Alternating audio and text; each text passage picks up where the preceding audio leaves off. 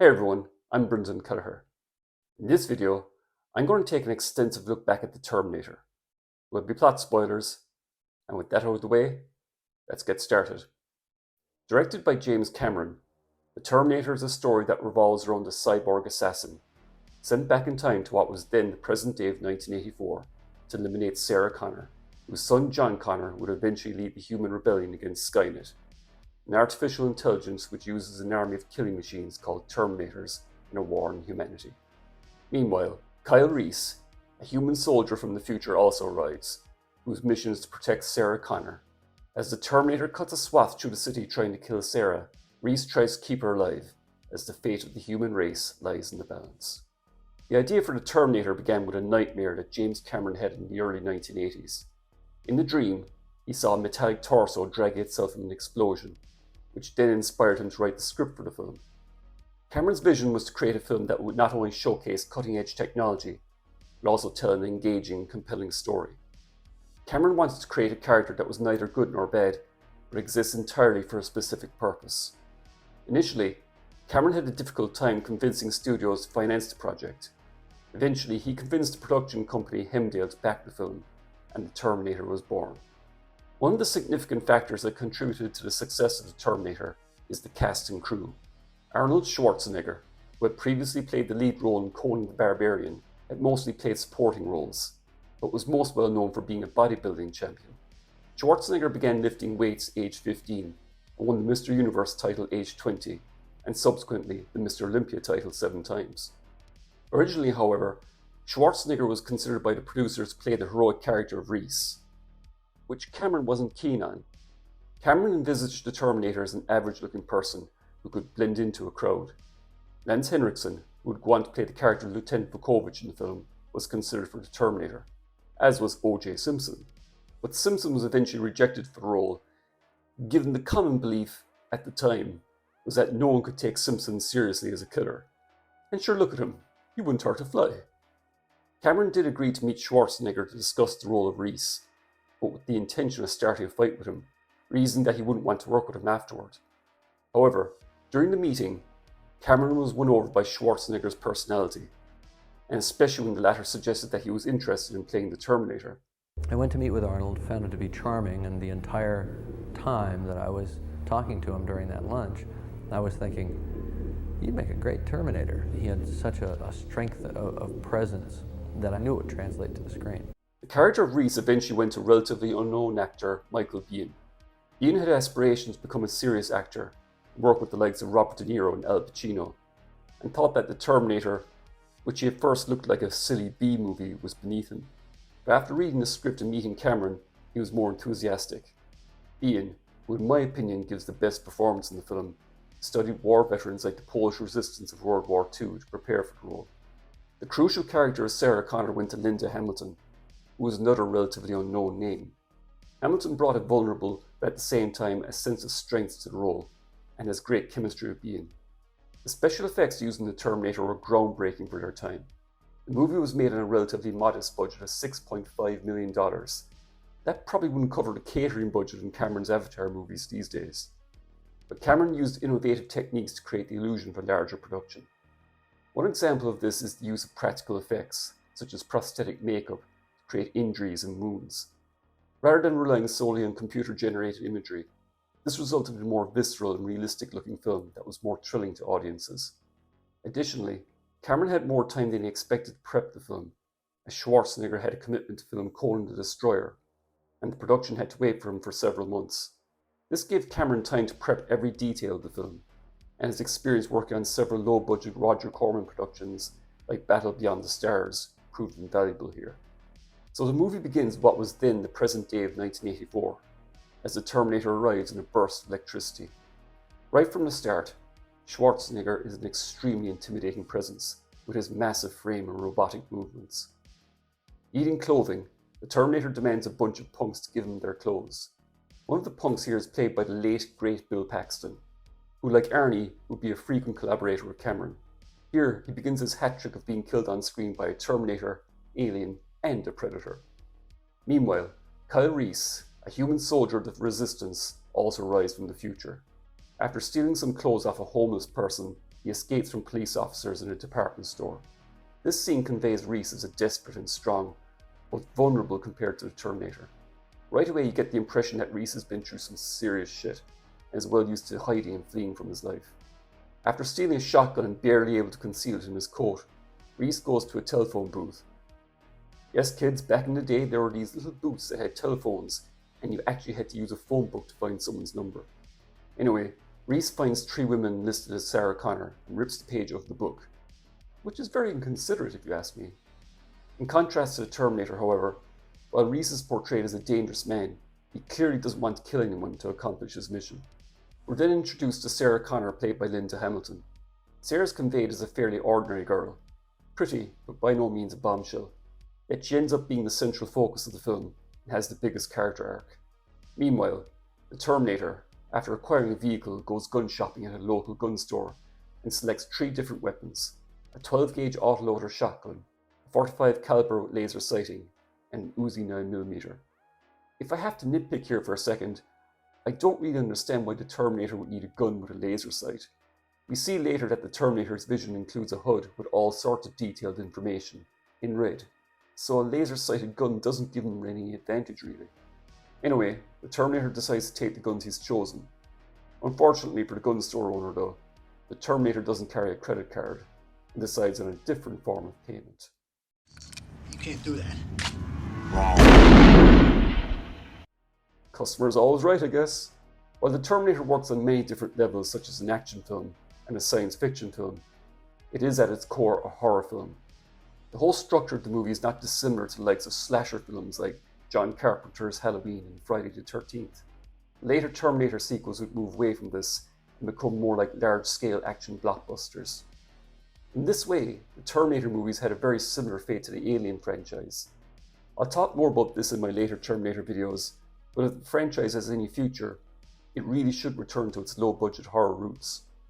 Anyway, as the Terminator gathers his arsenal, he starts murdering all the Sarah Connors he can find listed in the phone book. Meanwhile, Reese customizes his stolen shotgun for better concealment, which is rather neatly referenced in the later Terminator Salvation. It's around here that we're introduced to the 2 great supporting characters who provide a lot of this film's humour, Lieutenant Vukovich and Lieutenant Traxler, played respectively by Lance Henriksen and the late great Paul Winfield. Despite being a dark, dystopian sci-fi horror film, during my most recent rewatch, I was surprised at how funny the movie actually is at certain points. While there is some very black comedy regarding the Terminator himself, Vukovich and Traxler have a great buddy cop relationship going on here, and it really says something about these 2 actors that in a very short space of time, you get the impression that these 2 have worked together for a long time, and mock each other so often. Well, how do I look? Like shit, boss. Yo, mama. Seriously, I would have watched a spin-off movie or TV series about just these 2. While Sarah stood up by her date, she goes out by herself, while her roommate Ginger spends the evening with her boyfriend. We see Reese following her, who clearly has one advantage over the Terminator, that he knows which Sarah Connor is the actual target. Unfortunately for Ginger and her boyfriend, the Terminator spoils their evening and kills them both, with Ginger being executed in a case of mistaken identity. Sarah, having heard of 2 other Sarah Connors being murdered, suddenly realizes she is the next possible target and phones Ginger, not realizing that she's exposing her identity and location to the Terminator, which realizes its mistake and goes to the nightclub Tech Noir to kill her. The Tech Noir sequence is one of the standout scenes of the film. Despite the tension, there is still little black comedy as the Terminator effortlessly crushes the hand of a bouncer. Maybe it's just me, but I've always found that funny. It's here as the Terminator closes in on his target that Cameron employs a technique of gradually going into slow motion before all hell breaks loose. This is something Cameron will continually do in his future films like Aliens and Terminator 2. Reese appears and manages to stop the Terminator temporarily by shooting it several times with a shotgun, and it's here where we first hear what would become the 2nd most iconic line of the entire series. Come with me if you want to live. Come with me if you want to live. You want to live? Come on! Come with me if you want to live. Come with me if you want to live. Come with me if you want to live. Hey, go! You come with me or you're dead in the next 30 seconds. Reese and Sarah escape the nightclub with the Terminator in pursuit. It's during the next few scenes as they are chased by both the police and the Terminator that a lot of the movie's exposition is provided. One of the most genius aspects of this movie, and the reason why it's so fast-paced, is how its exposition is delivered. This is something that trips up many screenwriters. Many films have what is often referred to as the exposition dump scene, where a lot of necessary information and backstory is given out, and it can really stop a movie in its tracks. What's great about the Terminator is that for first-time viewers, the reveal of what the Terminator actually is, where it comes from, and most importantly, why it's after Sarah specifically, is given out in these scenes during very tense chases and while Reese and Sarah are trying to evade capture by the police and being killed by the Terminator. The Terminator eventually finds Reese and Sarah in a parking garage, and the chase continues out into the high streets, ending with the Terminator crashing into a wall and Reese and Sarah being caught by the police. If I have to again nitpick the movie here, it's a little unbelievable to me that the Terminator flees the scene with its target only several yards away. I realise it's been damaged in the crash, but we see this thing get run over by a truck, and even gets blown up and still keeps coming after Sarah later on. It's a very minor plot hole, but I just thought I'd mention it. Anyway, Reese is interrogated at the police station, while Sarah is informed of the death of her friends. We're introduced to Dr. Silverman, played by Earl Bowen, who doesn't seem to have much of a bedside manner. Your doctor. Criminal psychologist. It's during Silverman's questioning of Reese that we get another example of the terrific way this film handles its exposition. While everyone thinks Reese is crazy as he explains what the Terminator is and where he comes from, for us, the viewer, since we know that Reese is telling the truth, we're given vital information that fills in the backstory behind the future war, why the Terminator killed the other Sarah Connors, and why they couldn't bring future weapons back with them. It shows how this movie took its low budget limitations and was economic with its creative choices, as to why we don't see things like the actual time machine and the final battle against Skynet. We don't even get to meet John Connor in this film, because we don't need to. What matters is what's happening here in 1984. It's also here that we get some more fun comedy with Traxler and Vukovich. What about when he punched through the windshield? He was probably on PCP. Broke every bone in his hand. He wouldn't feel it for hours. There was this guy once. You see this scar? Here. Thank you. Meanwhile, Terminator makes its way back to its apartment to repair itself, in a great example of the unique makeup and Terminator model effects provided by the legendary creature effects creator Stan Winston. While this doesn't look totally convincing compared to what they can do nowadays with computer graphics, at the time this was cutting edge stuff. Back at the police station, the cops convince Sarah that she's safe and advise her to rest until her mother arrives. You'll be perfectly safe. They got 30 cops in this building. What could possibly go wrong? So the Terminator shows up, now dressed in the iconic leather jacket and shades, pretending to be a friend of Sarah. When he's told he has to wait, we get not just the most iconic line of the franchise, but of Schwarzenegger's entire movie career. I'll be back. I'll be back. She'll be back. I'll be back. I'll be back. I'll be back. I won't be back. So the Terminator takes the direct approach, crashing into the station with his car and starts massacring all the police in his way. This is probably the most frightening scene in the film, as even Michael Myers and Jason Voorhees would probably think twice about taking on an entire station with armed police, and proves to Sarah and the audience that there is nowhere that she will be safe from this machine. It's here, unfortunately, that Traxler and Vukovich meet their maker as they are killed by the Terminator. Although in a deleted scene, Traxler is seen to survive, and now believed the truth as he gave Reese his gun and told her to do whatever he had to do to protect Sarah. With Reese and Sarah escaping from the police station and the Terminator, they later rest in an estuary, where Reese tells Sarah more about the future where he's from. The future war flashbacks are so incredibly well realised by Cameron and his team, especially given the film's limited budget. It really conveys a nightmarish future that's quite frightening. It's here where we see that Reese is a picture of Sarah that will be a very important part of the film's ending, and conveys that Reese has strong feelings for Sarah that go beyond simply wanting to, as he says it, to meet the legend. This poignant moment is interrupted as the base is attacked by a Terminator, who is here played by Arnold Schwarzenegger's real-life friend, Franco Columbu. This particular shot is my absolute favourite of the film, and really captures the film's nightmarish tone. Back in the present, Reese and Sarah find a motel to stay the night, and start making homemade bombs to prepare for the battle ahead. However, Sarah makes a crucial mistake phoning her mother at her cabin, where we quickly see that the Terminator, having learned of its location or notebook, has already paid a visit. Sarah unwittingly gives up her location to the Terminator, though he is nice enough to give her some reassuring words. I love you too, sweetheart. This is a relatively small scene, but it's incredibly well directed. We never even see Sarah's mother in this film, but Cameron manages to convey that she suffered a violent death with the way the camera slowly pans over the damaged room. It really leaves it up to the audience's imagination what happened here. Sometimes, implied violence is more frightening than actually showing it. We then come to probably the most crucial scene of the film, as that night, scared at the thought of the Terminator finding them eventually, Sarah gets Reese to open up about his feelings for her. I came across time for you, Sarah. I love you. I always have. This scene is incredibly well written and acted. Michael Biehn is absolutely outstanding in this scene. Terminator fits into so many film genres: action, science fiction, horror. But it's here where we see that at its heart, it's a very bittersweet love story. Kyle Reese is one of the most tragic characters in film history. He went through life experiencing nothing but pain, loss and hardship, and when he finally finds happiness, he dies soon afterwards. In fact, during my most recent rewatch to prep for this video, I realised that this movie has something in common with Cameron's later blockbuster, Titanic. In both movies, a young couple fall in love, spend one night together, and the man dies protecting the woman he loved. Anyway, later that night, the Terminator finally closes in on Reese and Sarah. I love the fact that a barking dog is what tips the pair off. When you think about it, that dog saved humanity. So the final chase begins as Reese and Sarah take off in a truck and the Terminator pursues on his motorbike. Reese deploys his homemade bombs, but to little effect, and gets shot, but Sarah manages to run the Terminator off the road.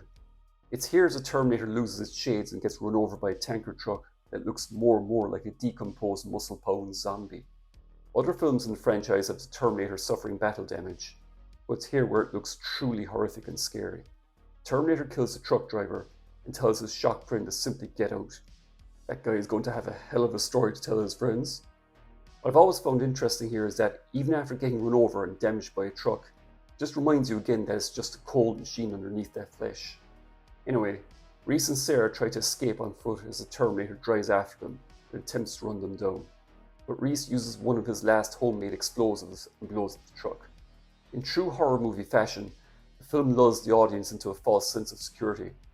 I mean, there's no way the Terminator could have survived that, right? It's here as the Terminator burns that it reminds me the most of Michael Myers from Halloween. It really hammers home the film's horror movie roots. This particular image of the Terminator endoskeleton rising out of the ashes is one of the most iconic of the series, one of the first images James Cameron drew after his nightmare in Rome. I don't care if the stop motion effects here as the endoskeleton chases after Reese and Sarah is dated. I think it looks more scary than anything CGI can come up with today. And the best special effect, of course, is the actors' great performances. The more convincingly scared they are, the more we are. The shark in Jaws, for example, might be fake, but part of what made that film so scary was the incredible acting by the likes of Roy Scheider and Richard Dreyfuss. As Reese looks like he's going to succumb to his wounds, it's here where Sarah starts becoming the true leader she's destined to be, and the way she orders Reese to his feet like a general. She's not just a scared little girl anymore. This whole ordeal has hardened her up. Reese finally meets his maker as he takes on the Terminator armed only with a metal pipe, but manages to almost destroy it with his last homemade bomb. Reese's death here is truly heartbreaking, as it occurs just after he found happiness for the first time in his life. This is followed by one of the best jump scares in movie history, as Sarah isn't given much time to mourn, as what's left of the Terminator lunges after her. This is part of the reason why I rate this film much higher than its sequels. You just note that in this film, if the Terminator lays its hand on its target, it is dead. None of this throwing people around nonsense in the likes of the fourth movie.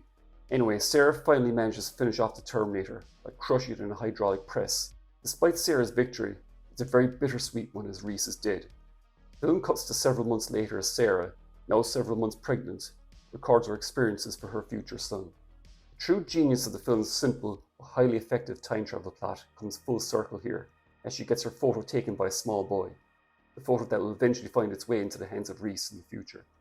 It's a beautiful moment, but also a very sad one, as she's told by the gas station attendant that there's a storm coming, and the final shot is extremely ominous as she drives straight towards it, knowing that the nightmare is only beginning.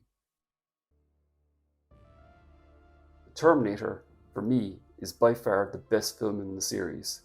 While the later sequels had bigger budgets, bigger action, and better special effects, they were entirely different films in terms of their tone, and were more tailored to Schwarzenegger's heroic big screen persona. This is really the only film in the series where Arnie was the actual villain, the true Terminator. His cold, calculating demeanour and physical presence made the character both terrifying and unforgettable. Hamilton's turn as Sarah Connor was also incredible, as she transformed from a naive young woman to a hardened warrior over the course of the film. For me though, the true unsung hero of the film was Michael Biehn as Reese. He has one of the most tragic character arcs in science fiction cinema, and was the true soul of the movie. This is easily, for me, the best performance of his career. And I'll never understand why he didn't become a major star after this. He seemed to be typecast as tough soldier types for the rest of his career, who would work with Cameron again on his next two films, Aliens, and especially The Abyss, where he would prove he was just as convincing as a villain. The Terminator's influence can still be felt in modern pop culture. Its sequels and spin-offs have continued the story, while its blend of action, science fiction, and horror has inspired countless imitators. The film's themes of man versus machine and the potential consequences of technology remain as relevant today as they were in 1984. Overall, The Terminator is a classic of the science fiction genre that explores themes of technology, destiny, and free will. Its iconic characters and memorable action sequences have made it a cultural touchstone, while its cautionary message about the dangers of technology remains a timeless warning. On its release in 1984, the film was a surprise hit with cinema audiences, making nearly $80 million against its low $6.5 million budget. The film was also received very well by critics, and is now considered one of the greatest science fiction films ever made. It solidified Schwarzenegger's status as a leading man and launched James Cameron's directing career. Despite this success, it would take 7 years before the inevitable follow-up film, Terminator 2 Judgment Day, would appear. And that's the movie I'll be taking a look at next time in this series. Thanks for watching this video. If I haven't bored you too much, please like the video. Consider subscribing if you haven't done so already. Share with your friends. Click the bell for notifications. And let me know in the comments, what's your favourite scene in The Terminator? Most importantly, I hope you all look after yourselves, and I'll see you all in my next video. Bye for now.